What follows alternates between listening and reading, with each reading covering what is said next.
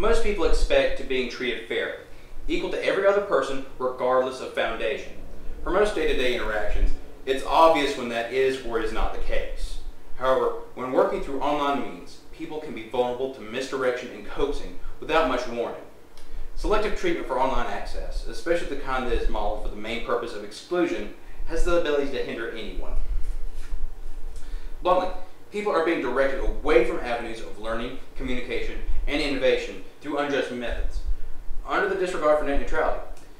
To portray what conditions one might expect to be at a disadvantage in, I intend to detail how these situations came to be and why someone else would decide to go against the philosophies of net neutrality, mainly equal service, clarity, and freedom to the extent of standing laws.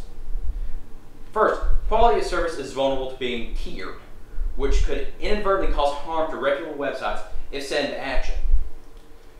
Internet providers are rightly able to set their own prices for the quality of service they provide. However, they're also capable of excluding content open to everyone if they will it. Prominently, the chance that providers will begin habitually charging for access to things like forums and media repositories could severely cripple those sites should be noted.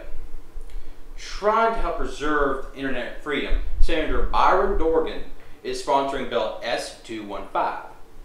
The bill, the Internet Freedom Preservation Act, is strongly against the incorrect gating of content in exchange for money. Taking inspiration from how people are being directed to what they see online, there is a settling of unclarity around what one is actually getting with their money for such a service. Taking advantage of this vagueness, some internet providers follow a practice of service throttling to suit the bandwidth they can comfortably supply. Service throttling is the act of taking an individual's agreed-upon data plan and altering it on a whim. Although both the individual and provider agree to have one specific plan, the supplier chooses to downgrade it to a lesser offered plan without warning the consumer paying for it.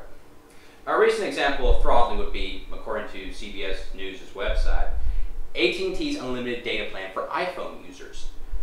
People that have signed on for the system are actually having their bandwidth evaluated and lowered to the level of a cheaper plan whenever it grows too high.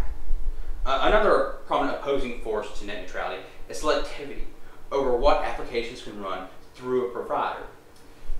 Internet services can be altered by providers to suit third-party decisions, favoritism, or simply self-profit at the expense of the consumer.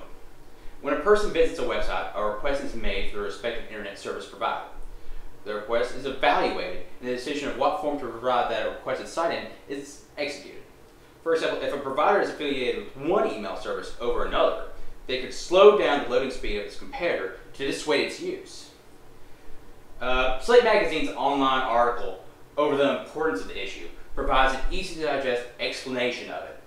Elaborating, the article says that if allowed to deteriorate further, websites that were previously used to convey information would deviate from appealing to those that were using them and instead choose to operate in favor of companies that distribute them. To preserve their freedom, net neutrality stands for people deserve the knowledge of what to be concerned of. Infringements against net neutrality, be it a significant concern to some that urges them to act or not, needs to be examined and openly understood by all the modern world. Since online communication and development has become more mainstream than it's ever been, people that participate in it need to be aware of it and opinionated over what opposition they may be forced to face.